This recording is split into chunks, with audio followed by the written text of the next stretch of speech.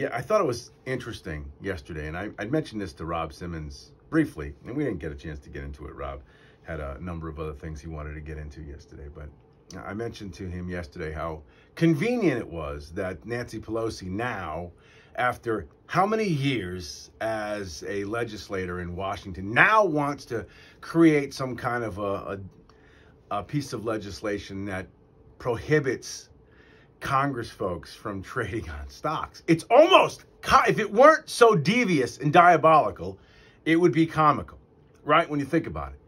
Now, she's 80, okay? So for umpteen years, I don't know, she's been in office for over 30-something years. They have been making fortunes off the backs of information that they have gotten from sitting in certain committees and investing in certain products and voting in certain ways. They literally have made tens of millions of dollars, okay?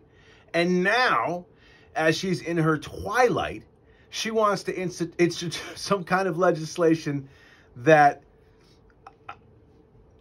I guess will make her feel as though, or maybe makes her feel guiltless. Or I don't even know what it is. The hypocrisy, it stinks to high heaven. Now, trust me, I don't think, at least it doesn't seem like it. I mean, I have limited information. I have information similar to you. But it doesn't seem like it's fair when you have the ability to vote on a piece of legislation that you can actually invest in that legislation, right? So if you're ex so-and-so congressman and you're sitting in on some hearing that will, I don't know, maybe throw out some new source of energy, and now all of a sudden you're dumping tens of thousands of dollars into that company because you're going to vote yes on it. No, it's going to pass.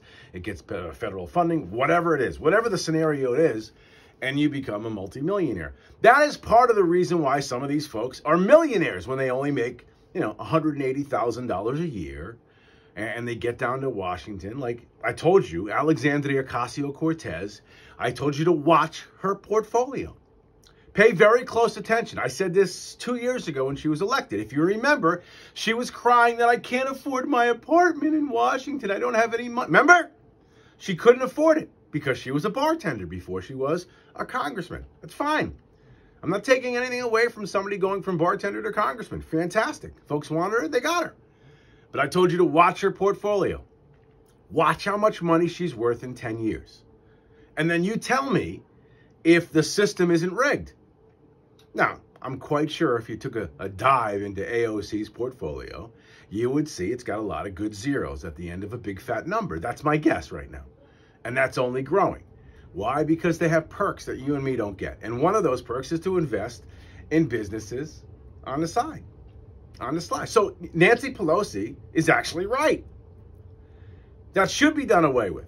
But to institute that kind of a thought here in the twilight of her career, it's not even hypocrisy. There's another word for it. I mean, it's so phony.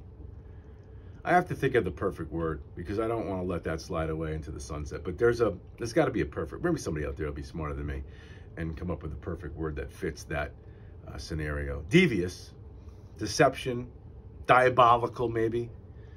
But that's not even the right word. I mean, it's the right kind of theme, but it's not the right word. And now, on top of that, Dickie Blumenthal, man, I wish I was running against Dick Blumenthal. I wish I had $10 million in the bank and could run against Dick Blumenthal. I honestly, he has to go. Him and Murphy have to go. Blumenthal bought Robinhood shares as he called for Congress to investigate GameStop's trading frenzy. Blumenthal and his wife bought and sold shares of stocks trading app Robinhood while he called Congress to investigate the controversial trading practice carried out on that platform. Blumenthal disclosed that he and his wife sold between $1.265 million and $2.55 million worth of shares in Robinhood in the last quarter. It's criminal. It's like a criminal enterprise. And guess what, guys? We let them get away with it. Because you keep voting them back in. You keep saying, oh, all right. No, it's no big deal. Oh, forget about it. Oh, it's just this. Oh, it's just that. while you're struggling to put food on the table, while you're working 60 hours a week, 70 hours a week, and still having trouble making payments, car payments, insurance payments, health-related payments. They're laughing, man, all the way to the bank. Laughing at you, laughing at me, and stuffing money into their pockets. It's what's happening. That's story one. Story two, I found this a little interesting. The Day has an interesting piece where they go through legislator by legislator here in southeastern Connecticut and asked, them to respond about the governor's speech. So let me just read you a couple of lines from this. Lamont touted his record on the state's economy in the election year address. 3 years ago, we were standing at the edge of a fiscal cliff, facing a $3.7 billion budget deficit. This is so funny. I'll get into it in a second.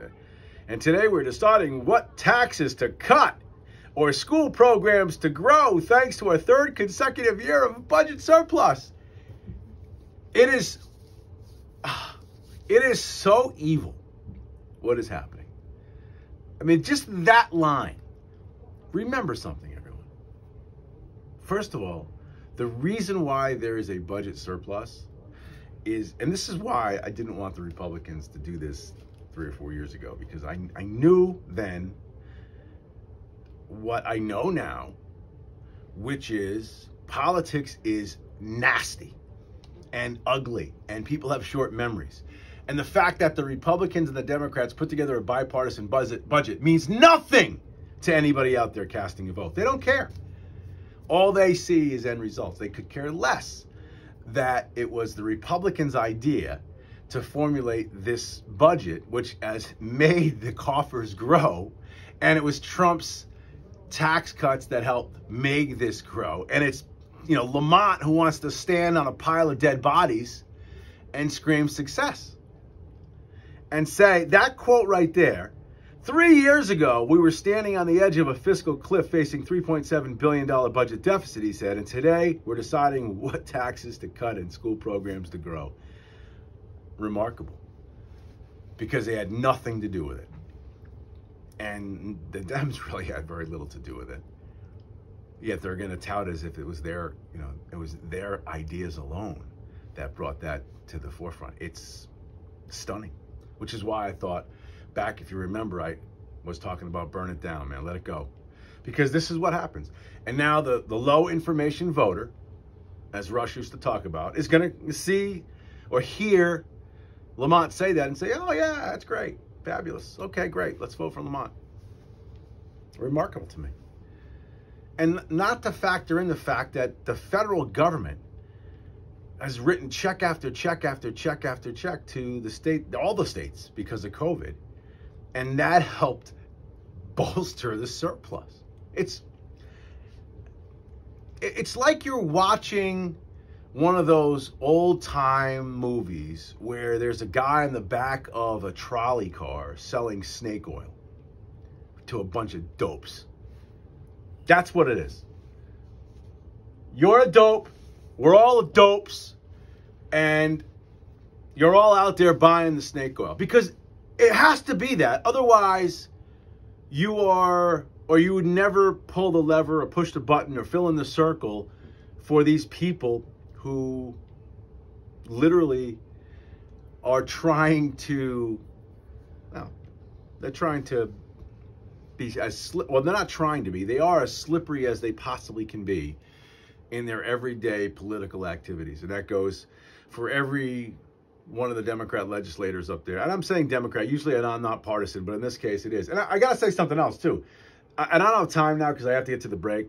But the responses from some of the southeastern Connecticut Republicans on the speech, I mean, it left me scratching my head. What some of y'all said. Oh, I agree with some of it, but I have to take a deeper look. Or I think this is, when the Day's if the Day's asking me questions about Lamont's speech, the first thing I'm saying is half of that speech is complete fabrication and slanted truth.